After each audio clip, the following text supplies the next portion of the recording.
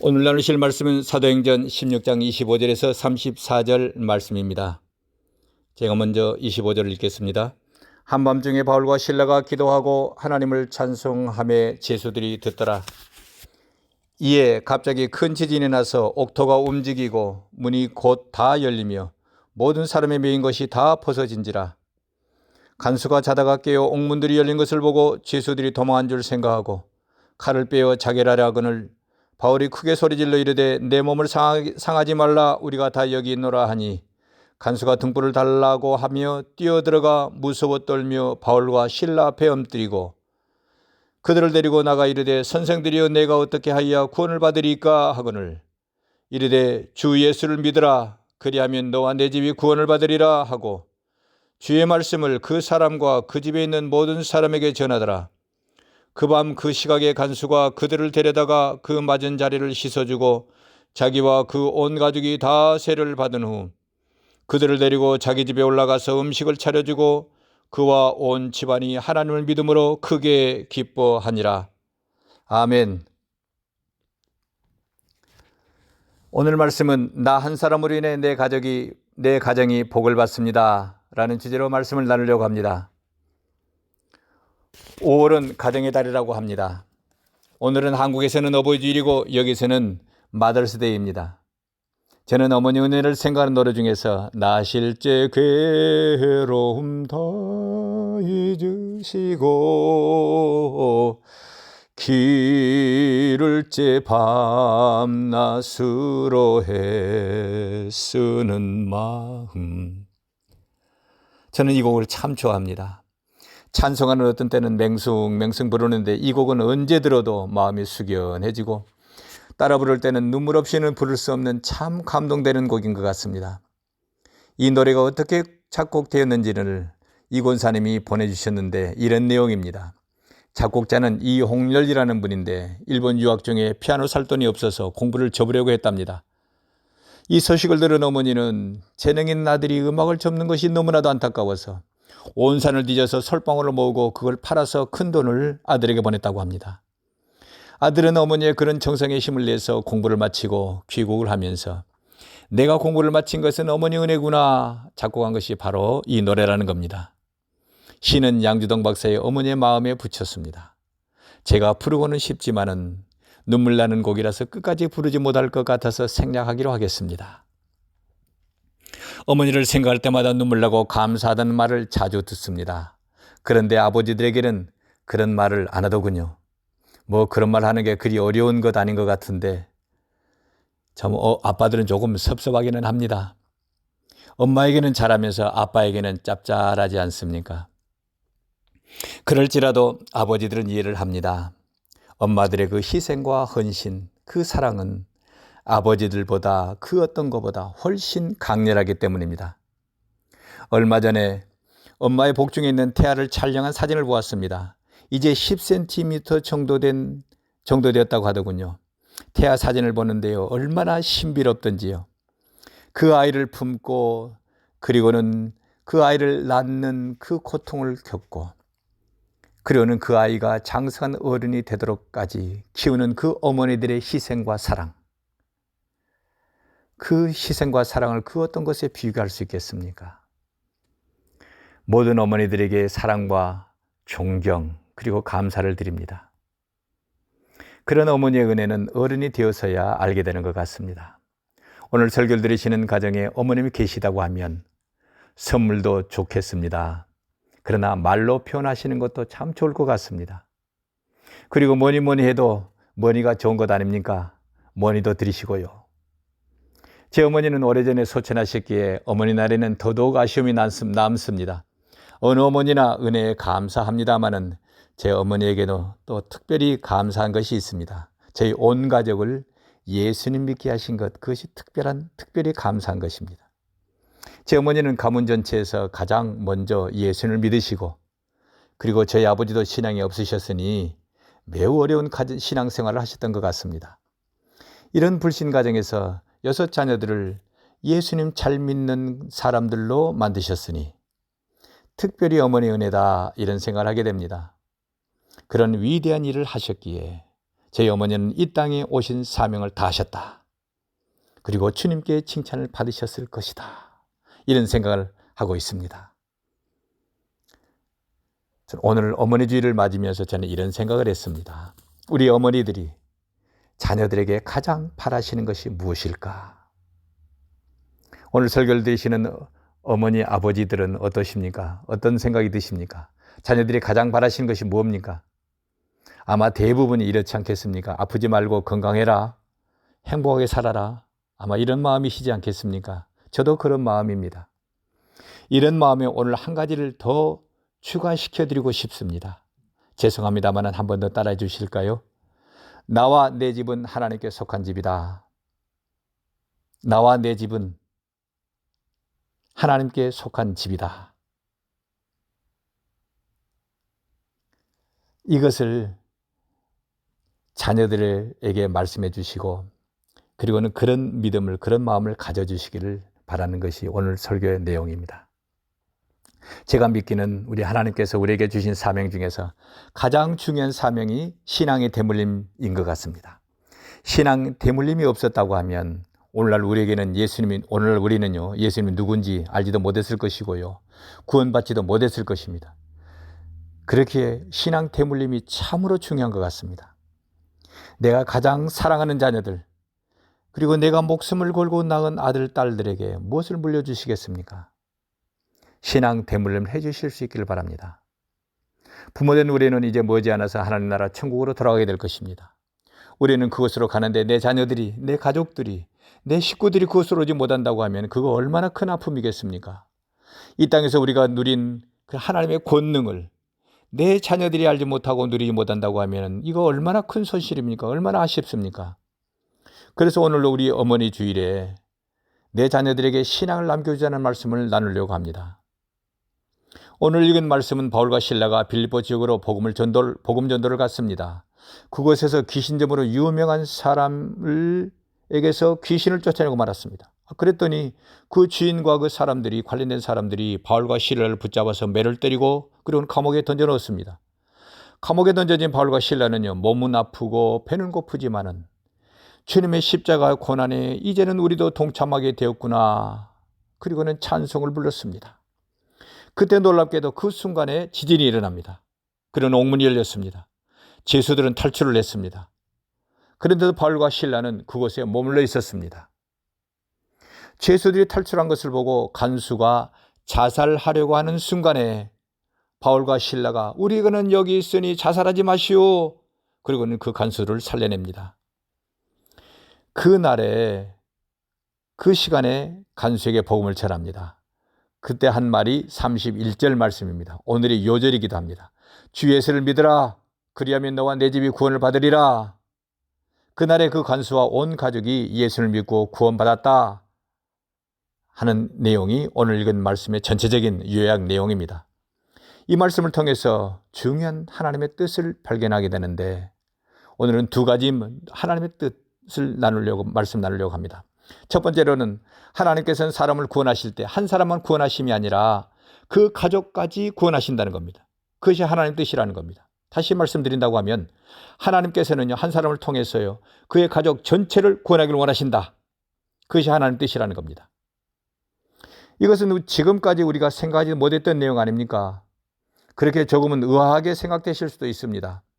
우리는 생각하기를 하나님은 한 사람 한 사람, 각 사람에게만 구원에만 관심이 있으시다라고 생각합니다. 저도 그렇게 생각해 왔습니다. 그러나 성경은 그렇게 말씀하고 있지 않습니다. 하나님께서는 한 사람의 구원뿐만 아니라 그 사람이 속해 있는 가족 공동체, 그 가족 공동체까지 구원하기를 원하신다. 이것이 하나님의 구원 방법이고 구원 계획입니다. 이것을 오늘 읽은 말씀이 자세하게 설명을 하고 있습니다. 자, 다시 한번 보십시오. 바울과 실라가 감옥에 있는 동안에 하나님께서 지진을 일으키십니다. 우르릉 꽝 하고 지진이 일어나지 않겠습니까? 지진이 일어난 그 사건을 통해서 간수가 먼저 예수님을 믿게 합니다.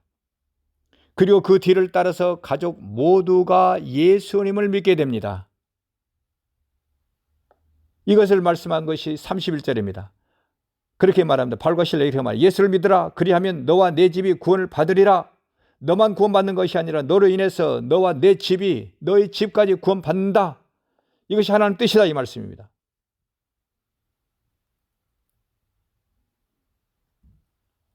이 말씀을 통해서 우리에게 말씀하시는 것이 있습니다. 하나님께서 저 노목사를 구원하신 것은, 하나님께서 장로님들을 먼저 구원하신 것은요, 그리고 하나님께서 권사님과 집사님들, 성도님들을 먼저 구원하신 것은 성도님들을 구원받으셨기에 끝, 다 됐다, 이것이 아니라는 겁니다. 너를 통해서, 우리를 통해서 내 가족 공동체까지 구원하시려는 것, 그것이 하나님의 계획이고 나를 먼저 구원하신 하나님의 뜻이라는 것입니다. 그러므로 오늘 말씀을 들으시면서요, 내 가족 중에 믿지 않는 가족이 있으시다고 하면 그를 믿게 하시기 위해서 나를 먼저 믿게 하셨구나, 이것을 깨달으시라는 겁니다. 자, 이런 하나님의 구원 계획은요, 성경 전체 곳곳에 드러나 있습니다. 이것은 제가 만든 말이 아니고 성경의 말씀이기도 합니다. 또 누가복음 19장에는요, 우리가 어릴 때부터 자주 들어오던 그 삭개오 이야기가 있지 않습니까? 삭개오가 예수님을 만났습니다. 그날에 예수님께서 이렇게 말씀하십니다. 오늘 구원이 이 집에 이르렀다. 오늘 구원이 이 집에 이르렀다. 삭개오, 너만 구원받았다라고 말씀하지 않고요, 너와 너의 가족이 오늘 구원받았다 라고 말씀하고 있습니다. 삭개오와 그 가족을 공동체 하나로 보고 있다는 것입니다. 그날 그 말씀대로 삭개오가 그의 가족이 모두 구원받았습니다. 또 사도행전 10장에는요, 백부장 고넬료 이야기가 있습니다. 고넬료라는 사람은 로마의 귀족이고 백부장입니다. 그런 고넬료가 예수님의 제자 베드로를 초청합니다. 그날에 천사가 말하기를, 베드로, 그가 너와 내 온 집에 구원 얻을 말씀을 내게 이르리라. 이 말씀을 다시 풀면은요, 고넬료, 너와 온 집안 식구들이 다 구원받고 성령 받게 될 것인데 고넬료를 통해서 너희가 가족을 구원받게 된다, 이런 말씀입니다. 그 예언대로 그날에 온 식구들이 다 구원받고 성령세를 받습니다. 누가 먼저 믿게 되었습니까? 백부장 고넬료이지 않습니까? 그리고 마지막에는 그 가족들, 마침내 그 가족들까지 다 구원을 받습니다. 이것이 하나님의 방법, 하나님의 구원 계획이라는 것입니다. 참 놀랍지 않습니까? 그러므로 기억하실 수 있기를 바랍니다. 나를 먼저 구원하신 하나님의 뜻은 나 한 사람 구원에만 있는 것이 아니다. 나를 통해서 내 가족 모두가 구원받는 것, 그것이 하나님 뜻이다. 이것을 기억하실 수 있기를 바랍니다. 이런 하나님의 뜻이 신약 성경에 있는 것이 아니라 구약 성경 곳곳에도 나타나 있습니다. 먼저 창세기 6장의 노아 왕조 사건으로 돌아가 보실까요? 창세기 6장 9절에는 이렇게 말씀을 하고 있습니다. 노아는 의인이요 당대의 완전한 자라. 그리고 창세기 7장 1절에는 너와 내 온 집은 방주로 들어가라 말씀을 하고 있습니다. 여기서 우리가 의문을 갖습니다. 노아는 의인이기에 구원받는 것, 그거는 당연한 것이지 않겠습니까? 그렇다고 하면 그 가족은요? 그 가족은 의인이었을까요? 아니었을까요? 어떻게 생각하십니까? 그 가족, 노아는 의인이지만은 노아의 부인과 아내, 부인과 그리고 아들들, 며느리들은 의인이었을까요? 아니었을까요? 성경에는요, 노아만 의인이었다고 말씀을 하고 있습니다. 그 당시 노아의 그 부인과 아들, 며느리들은 그 당시 사람들과 똑같은 사람들이었다는 겁니다.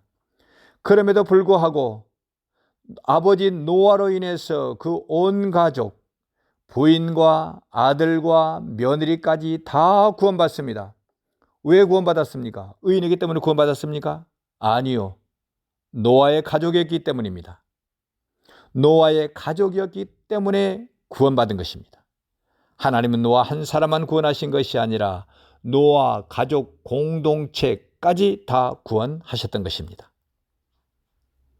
또 구약 성경에는 특이한 인물이 있는데요. 기생 라합이 있습니다. 그녀는 유대인이 아닙니다. 그럼에도 그녀로 인해서요, 온 집안 사람들이 다 구원을 받습니다. 가족 공동체로 보시는 하나님의 보시는 관점이 있다는 것입니다. 그 외에도 성경 여러 곳에서 한 사람을 통해서 가족 전체를 구원하시는 것을 말씀하고 있습니다. 제가 오늘 이렇게 여러 성경을 예로 들어서 설명하는 것은 하나님께서 나를 구원하신 것은 나를 통해서 내 가족을 구원하기를 원하신다. 이것이 하나님 뜻이다. 이것을 말씀하려는 것입니다. 그러므로 기억하실 수 있길 바랍니다. 누구누구야, 나는 너와 너의 가족이 다 구원받기 원한다. 너와 너의 집이 다 구원을 받으라. 너의 집, 너의 식구들이 다 구원을 받으라. 이것이 하나님의 뜻입니다. 하나님의 계획입니다. 만일 오늘 설교를 들으시는 성도님, 집 식구들 중에 믿지 않는 분이 있으시다고 하면 이제는 아실 수 있겠지요. 누구의 책임입니까? 누구의 직무유기입니까? 내 책임입니다. 내 책임입니다. 나를 통해서 내 가족을 구원하시려는 하나님의 뜻을 거역한 것입니다. 그러면 이렇게 말씀하실 수도 있습니다. 아니요, 저는 집에서 막내인데요. 아니요, 저는 그 집 며느리고요. 저는 저희 집에서 어떤 권한도 없는 걸요. 이렇게 말씀하실 수도 있습니다. 죄송합니다. 변명입니다. 죄송합니다. 핑계입니다. 하나님은 나를 통해서 내 가족을 구원하기를 원하십니다. 하나님께서 나와 내 가족을 공동체로 보십니다. 오늘 말씀을 통해서, 오늘 말씀을 들으시면서요, 결심하실 수 있길 바랍니다. 믿지 않는 내 가족을 구원하자. 믿지 않는 내 가족을 구원하자. 내 책임이다. 내 책임이다. 내 책임이다. 기억하실 수 있기를 예수님 이름으로 부탁합니다. 두 번째로는 하나님의 복이나 징계도 나 혼자에게만 있는 것이 아니라 나로 인해서 내 가족에게까지 복이나 징계가 있다. 제가 다시 한번 말씀드립니다. 하나님의 복이나 징계도 나 혼자에게만 있는 것이 아니라 나 혼자에게만 복이 오고 나 혼자에게만 징계가 오는 것이 아니라 나로 인해서 내 가족에게까지 복이 오고 내 가족에게까지 징계가 온다, 이 말씀입니다. 내 행동으로 인해서, 내 말로 인해서 그렇다는 것입니다. 이거 참 두려운 말씀 아닙니까? 저희 가정에서 이런 일이 있었습니다. 저희 어머니는 일대 신앙인이지만은요, 기도를 많이 하시는 분이었습니다.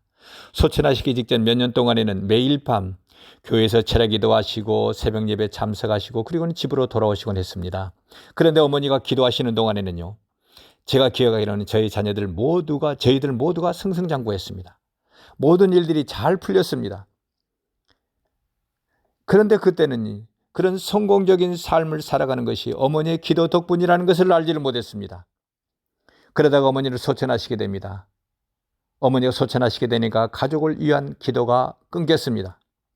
그때 저는 평신도였지만은 가족을 위한 기도 사명이 제게 있구나 하는 것을 제가 막연한 느낌은 가지고는 있었습니다. 그러나 제 생활이 바빴습니다. 그리고 제가 가족을 위한 깊은 기도를 하기에는 신앙이 약했습니다. 그럴 여유도 없었습니다. 왜냐하면요, 지난주 말씀대로요, 세상살이에 특별히 바쁜 특공대였기 때문에 그렇습니다. 그렇기에 가족을 위해서 기도하는 사람이 아무도 없었습니다. 가족을 위해서 눈물 뿌리고 기도하던 저희 어머니의 기도가 끊기고, 그리고는 가족을 위해서 기도하는 사람이 아무도 없었습니다. 그런데요, 놀라운 것은요, 그때부터 일이 생기기 시작했습니다. 가족들에게요, 제 형제들에게요, 하나하나 문제가 생기기 시작을 했습니다. 어려움이 생기기 시작했습니다. 잘 나가던 형제들이요, 일이 꼬이기 시작했습니다. 저는 그때 그 사건들의 중심에 있었기 때문에요, 제가 기도 사명자라는 것을 제가 의식하고 있었기 때문에요, 너무나도 분명히 제가 기억을 하고 있습니다. 그때 제가 깨달은 것이 있습니다. 가족을 위한 기도는 하늘문을 열어 젖힌다. 그러나 그 기도가 끊기면 가족의 형통도 끊긴다. 가족이 누리던 그 복도 끊기더라. 제가 생생하게 경험한 일입니다. 그러기에 저는 분명하게 말할 수 있습니다. 가족을 위한 기도는요, 실제적입니다. 이것은요, 상상이나 공상이나 지어낸 말이 아닙니다. 한 사람의 헌신적인 기도가 가족을 살리고 가문을 살립니다. 제가 이것은 분명히 말씀드릴 수 있습니다. 그렇다고 하면 이것이 성경에 있는 말씀일까요? 제 경험에서 그치는 것이겠습니까? 성경에서 너무나도 분명하게 곳곳에서 말씀을 하고 있습니다. 한 사람을 통해서 그 집을 구원하셨던 것처럼 한 사람을 통해서 그 집을 축복하시고 한 사람을 통해서 그 집을 징계하십니다. 이것이 하나님의 방법입니다. 제가 다시 한 번 말씀드릴까요? 한 사람을 통해서 그 집을 구원하셨던 것처럼 가족 공동체를 통해서 가족 공동체 그 가운데 한 사람을 불러서 그 사람을 먼저 구원하시고 그 가족을 구원하셨던 것처럼 그 가족 공동체 그 한 사람을 통해서 그 사람을 통해서 그 가족을 축복하시고 가족 공동체 그 사람이 잘못 산다고 하게 되면 그 사람으로 인해서 그 집이 징계를 당한다는 것입니다. 이것은 매우 매우 중요한 사실인데도 우리가 놓치고 살아갑니다. 지금까지 자녀들을 위해서 매일 기도해 오셨던 분들은요, 이런 원리를 이미 알고 계실 것입니다. 아, 그래서 내 아들, 딸이 형통했구나. 내가 기도가 끊겼을 때 내 자녀들이 그런 어려움이 있었구나. 무릎을 치실 것입니다. 이것이 성경에 있는 이야기일까요? 그렇습니다. 성경에 있습니다. 이스라엘 역사상 가장 위대한 왕으로 다윗 왕을 꼽습니다. 다윗 왕 한 사람을 인해서요. 자손 대대로 그 가문에서 왕이 나오는 위대한 복을 받습니다. 누구를 통해서요? 몇 사람을 통해서요? 다윗 한 사람을 통해서입니다. 하나님께서는 그 가족을 공동체로 보십니다. 그 가문을 공동체로 보십니다. 또 오베데돔이라는 사람이 있습니다. 우리가 몇 달 전에 나눴던 말씀이기도 합니다. 다윗이 왕이 된 직후에 하나님의 법궤를 다윗 자신의 집으로 옮겨오려고 했습니다. 그런데 베레사 우사 사건이 발생합니다. 다윗이 이것을 보고 너무나 두려웠어요. 법궤를 오베데돔의 집으로 옮겨갑니다. 그때 상황을 사무엘하 6장 11절에 이렇게 말하고 있습니다. 여호와의 궤가 가드 사람 오베데돔의 집에 석 달을 있었는데 여호와께서 오베데돔과 그 온 집에 복을 주시니라. 여호와께서 오벳에돔과 그 온 집에 복을 주시니라. 누구 때문에 그 온 집에 복이 왔다는 것입니까? 오벳에돔. 몇 사람을 통해서요? 한 사람을 통해서요. 오벳에돔 한 사람을 통해서요. 그 사람에 인해서 온 가족이 복을 받았다는 것입니다. 그러자 다윗이 그 복을 받았다는 소문을 듣고 법궤를 자신의 집으로 옮겨오게 됩니다. 이 말씀 위에도 많은 곳에서 한 사람으로 인해서 그 가족 공동체 중에서 그 한 사람을 통해서 복을 받는다 말하고 있습니다. 이것은 구약 성경에 있는 것이 아니고 신약 성경에도 똑같이 말씀을 하고 있습니다. 오늘 읽은 말씀 빌립보 감옥의 간수 그 한 사람으로 인해서요 온 가족의 구원을 받지 않았습니까? 구원받는다는 것은요 성령께서 역사하셨다는 것이고요, 역사하셨기에 구원이 임했다는 것이고요, 그것은 하나님이 역사하셨다는 것은 하나님의 복 바라크가 임하셨다는 것이고요, 하나님의 임하신 그 복 바라크는요 복 중에서 그것이 그 자체가 복이고 복 중에서 가장 큰 복이지 않습니까? 그 바라크 그 복이 간수 한 사람에게 임했더니 온 가족 전체가 다 구원을 받았고 복을 받았다는 것입니다. 이것이 오늘 말씀의 핵심이지 않습니까? 또 로마 기적 백부장 고넬료 이야기를 나눴습니다. 고넬료 한 사람을 인해서 온 가족이 구원을 받았습니다. 그날에 성령께서 역사하셨습니다. 성령 하나님께서 임하시는 복을 그 가족이 다 받았고요, 그 한 사람을 통해서 고넬료 한 사람을 통해서 온 가족에게 복이 임한 것입니다. 그러니까 한 사람을 통해서 그 가문에 그 가족에 복이 임했다는 것입니다. 이것은 또 오늘 우리에게요 나를 통해서 내 가족에게 복이 임한다는 것입니다. 이런 내용들은요 성경에서 많은 근거를 찾을 수 있습니다.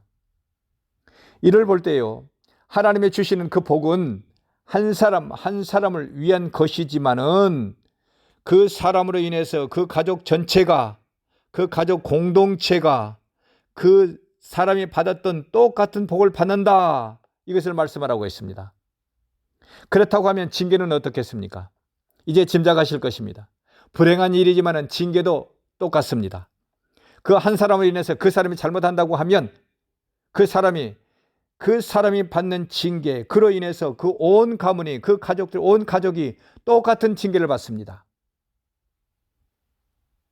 그러니까 이런 원리입니다. 한 사람으로 인해서 그 가문에 구원이 임하고 한 사람으로 인해서 그 가문에 구원이 임하고요, 그러는 그 한 사람으로 인해서 온 가족에게 복이 들어오는 것처럼 또 한 사람으로 인해서 그 사람이 잘못한다고 하면 그 사람으로 인해서 그 가문에 그 가족에 징계가 들어온다는 것입니다. 또 이것도 성경에 있는 말씀일까요? 그렇습니다. 성경에 있는 근거가 명확히 있습니다. 북이스라엘 왕 중에서 가장 왕으로 꼽히는 왕이 아합 왕입니다. 그 아합 왕에게 이런 징계를 하십니다. 열왕기상 21장 22절에 이런 말씀이 있습니다. 또 내 집으로, 아합 왕의 집이죠. 아합 왕 집으로 아합 왕에게만 말씀하는 것이 아니고 집에 대해서 말씀하였다는 것입니다. 가문에 대해서 말씀했다는 겁니다.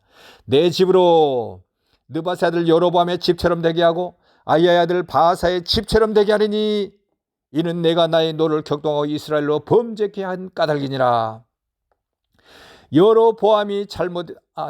아합이 잘못했더니 그 자녀들 가문 대대로 징계를 받는다. 그 징계는 여로보암 집처럼 되게 하고 바하사의 집처럼 되게 하겠다. 이렇게 말씀합니다. 그럼 여로보암이 어떤 징계를 받았겠습니까? 열왕기상 13장에 여로보암 집이 받은 저주를 이렇게 말씀하고 있습니다. 열왕기상 13장 34절입니다. 이 일이 여로보암 집의 죄가 되어 그 집이 여로보암 집입니다. 그 집이 지면에서 끊어져 멸망케 되니라. 여로보암 집의 죄가 되어 그 집이 지면에서 끊어져 멸망케 되니라. 가문이 끊어졌다는 것입니다. 멸망케 되었다는 것입니다. 가족들이 다 죽고 말았다는 것입니다. 아무도 없다는 것입니다. 가문이 문을 닫았다는 것입니다. 왜냐하면요, 여로보암이 죄를 범했기 때문이라는 겁니다. 그러면 또 바하사 집에 대해서는 열왕기상 16장에 이렇게 말하고 있습니다. 내가 너 바하사와 내 집을 쓸어버려. 내가 너 바하사와 내 집을 쓸어버려. 내 집으로 느바세 아들 여로보암의 집같이 되게 하리니. 참 두려운 말씀입니다. 참 두려운 말씀입니다. 바하사 한 사람의 범죄로 그의 온 집을 쓸어버리시겠다, 이 말씀입니다. 한 사람의 범죄로 인해서 그 가문을 쓸어버리겠다는 두려운 말씀입니다. 저는 너무나 두려운 말씀이기에 이 말씀을 준비하면서요, 제가 소름 돋습니다. 두렵습니다. 저주와 징계 말씀 이제 그만하겠습니다. 이런 징계 원리를 깨닫는다고 하면요, 우리가 부모된 우리가 하나님 앞에서 범죄할 수가 없지 않겠습니까? 부모들의 잘못으로 내 가족 그리고 내 자녀들이 하나님의 징계를 받는다고 하면요, 나의 잘못으로 인해서요, 부모의 잘못으로 인해서요. 이거 얼마나 심장 터지는 일입니까? 내 자녀들이 사는 것이 힘들고 하는 일마다 막히고 내 자녀들 가정마다 부부싸움으로 뒤지게 터지고 뭐 그런다고 한다고 하면요, 불행해진다고 하면요, 그거 얼마나 가슴 아픈 일입니까? 저는 이 말씀을 준비하면서 너무나 두렵습니다. 사는 게 조심스럽습니다.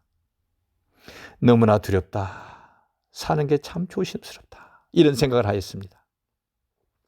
저희 두려운 마음, 조심스러운 마음이 성도님들에게도 있어지시기를 바랍니다. 성령님께서 성도님들 심령을 터치하시기를 바랍니다. 이제 말씀을 정리하겠습니다. 그렇다고 하면 이제 우리가 어떻게 해야 하겠습니까? 오늘부터 우리가 무엇을 어떻게 해야 하겠습니까? 오늘 예배를 드리고 이 설교를 들으시는 분들은 믿음이 있는 분이신 줄 압니다. 이런 믿음을 가지신 것 참으로 감사한 일입니다. 축하드립니다. 그리고 가지신 그 믿음대로 영생의 세계까지 쭉 가시기를 예수님 이름으로 간절한 마음으로 축복합니다. 아마 그렇게 되실 것입니다. 틀림없이 그렇게 되실 것입니다. 그렇다고 하면 내 가족은 어떻게 하실 겁니까? 내 가족은 어떻게 하시겠습니까? 하나님께서 원하시는 것, 하나님의 뜻은 나만 구원하심이 아니라 나를 통해서 내 가족까지 구원하심, 나를 통해서 내 가족까지 구원하심, 이것이 하나님의 뜻인데요, 내 가족은 어떻게 하실 겁니까? 내 책임인데요. 아니요, 목사님, 내 책임이 아닙니다. 저는 막내고요, 저는 딸이고요, 저는 신앙도 약하고요, 기도도 못하고요, 말도 잘 못합니다. 내 책임 아닙니다. 다른 형들 책임이고요, 다른 사람 책임입니다. 목사님 책임입니다. 라고 말하고 싶지만은요, 말하고 싶으시겠지만은 아닙니다. 아닙니다. 아닙니다. 성도님들 그 가족의 생명은 성도님들 책임입니다. 하나님께서 성도님들을 먼저 부르신 것은 가족을 구원하라고, 가족 영혼의 책임지라고 부르신 겁니다. 성도님들 가족은 성도님들 책임입니다. 핑계할 수 없습니다. 변명할 수도 없습니다. 이것을 제가 성경 여러 구절을 예를 들어서 말씀을 드리지 않았습니까? 그러므로 오늘부터요, 우리가 가족을 위해서요, 내 책임, 내가 책임지고 있는 내 가족들을 위해서 네 가지를 시작하실 수 있기를 바랍니다. 첫 번째로는요, 선포하기입니다. 가족들에게 이렇게 선포하는 겁니다. 나와 내 집 식구들은 하나님께 속했다. 자, 한번 따라서 해주시면 감사하겠습니다. 나와 내 집 식구들은 하나님께 속한다. 하나님께 속했다. 자녀들이 찬성하든지 반대하든지 그렇게 선포하실 수 있기를 바랍니다. 부모님들이 또는 형제들이 찬성하든지 반대하든지 그렇게 선포하실 수 있기를 바랍니다. 선포하려고 하면, 그런 말을 하려고 하면 아마 이런 생각이 들 것입니다. 이런 생각이 들 수도 있습니다. 너나 잘해라. 너가 뭘 안다고 그러니? 신앙인답게 살지도 못하면서 뭘 그래? 부끄러운 줄 알아야지. 이런 생각이 드신다고 하면 그 생각을 사탄이 주었겠습니까? 하나님이 주었겠습니까? 사탄이 주는 생각입니다. 하나님은 결코 그런 생각을 우리에게 주시지 않습니다. 사탄이 주는 생각입니다. 그런 생각이 들 때 이렇게 말씀하십시오. 예수님 이름으로 명령한다. 사탄은 물러가라. 나와 내 가족은 하나님께 속했다. 내 가문에서 물러가라. 우리 가족에게서 물러가라. 예수님 이름으로 명령한다. 사탄은 물러가라. 명령하실 수 있기를 바랍니다. 주님께서 성도님들 입술에 파워를 넣어 주실 것입니다. 하나님의 파워를 주셔서, 하나님의 권능을 성도님의 입술에 주셔서 사탄에 쫓겨가기를 예수님 이름으로 축복합니다. 예수님 이름으로 축복합니다. 오늘부터 선포를 하실 수 있기를 바랍니다. 오늘 즉시 시행하실 수 있기를 바랍니다. 두 번째로, 오늘부터 시작할 두 번째 일은 기도하는 일입니다. 가족을 위해서 매일 기도하시는 줄 압니다. 감사합니다. 계속해서 기도해 주십시오. 특별히 기도하실 것이 있습니다. 믿지 않는 가족들을 위해서 더더욱 기도해 주실 수 있기를 바랍니다. 가족을 위한 기도가 얼마나 중요한지는 제가 경험한 것을 말씀드렸습니다. 이제 기억하실 수 있기를 바랍니다. 내 기도가 가족을 살린다. 내 기도가 가족을 살린다. 책임감을 가져주실 수 있기를 바랍니다. 이런 말을 들어보셨습니까? 니들이 잘해서 복받는 줄 알지? 아니요. 니들이 잘해서 복받는 게 아니라니까. 내 가족이 복받는 것은 내 기도 덕분이다. 내 가족이 복받는 것은 내 기도 덕분이다. 이런 믿음으로 기도해 주실 수 있기를 바랍니다. 그리고 세 번째로는요, 틈이 날 때마다 복음을 말하실 수 있기를 바랍니다. 오늘부터 하셔야 될 세 번째 일은 틈이 날 때마다 복음을 말하시는 겁니다. 나와 내 가족은 하나님께 속했다. 예수님 믿어라. 내 간절한 소원이다. 내 간절한 소원이다. 틈이 날 때마다 말씀하실 수 있길 바랍니다. 그러면 하나님께서 그 가족들의 마음을 열어주실 것입니다. 그렇게 되시기를 예수님 이름으로 축복합니다. 온 가족이 하나님께 돌아오기를 예수님 이름으로 축복합니다. 한 사람도 버림받은 사람이 없기를 예수님 이름으로 축복합니다. 그리고 네 번째, 우리가 해야 할 네 번째 일은 내 가문의 복과 징계, 내 식구들이 복받고 또는 징계받는 것이 내 책임이다. 내 식구들이 하나님 복을 받고 사느냐, 또는 내 식구들이 하나님 징계를 받고 힘들게 사느냐, 이것이 내 책임이다. 내 영향력이다. 나로 인한 것이다. 이런 책임감을 가지시자는 겁니다. 이걸 하신다고 하면 얼마나 두렵습니까? 말 한마디, 행동 하나하나가 얼마나 조심스럽겠습니까? 내 말 한마디, 내 행동 하나로요, 내 자녀들이 복을 받거나 또는 내 말, 잘못한 말 한마디, 잘못한 행동 하나로 내 자녀들이 징계를 받는다는데요. 공동체라는데요. 얼마나 두렵습니까? 얼마나 조심스럽겠습니까? 그러므로 이렇게 하십시다. 내가 하나님 앞에 산다. 하나님께서 나와 같이 계신다. 이것을 믿으시니 내 행동 하나하나까지, 내 말 하나하나까지 하나님께서 보신다. 조심스럽게 살자. 조심스럽게 살자. 그렇게 살아가실 수 있기를 바랍니다. 이 네 가지를 오늘부터 실행해 보실 수 있기를 예수님 이름으로 간절히 부탁합니다. 그래서 온 가족이, 이 설교 말씀을 들으시는 모든 분들의 가족이 하나님께 속한 가족 되시기를 예수님 이름으로 축복합니다. 예수님 이름으로 축복합니다. 예수님 이름으로 간절히 축복합니다. 기도하시겠습니다. 자비로우시며 은혜로우시며 인자하시며 노하기를 더디하시는 거룩하신 하나님, 저희와 같이 계셔주신 은혜를 감사를 드립니다. 이 밝고 아름다운 주님 창조하신 권능의 세계에 저희를 넣어주시고 주님 주신 은혜와 복과 영생을 누리게 하시니 감사를 드립니다. 주님, 저희가 눈에 보이지 않는 바이러스로 인하여 근심하며 걱정하고 있습니다. 주님, 이 바이러스를 소멸하여 주십시오. 미국을 지켜주시고 LA를 지켜주십시오. 주님, 살려주십시오. 의사와 간호사와 이 일에 수고하고 헌신하는 모든 분들을 안전을 지켜주십시오.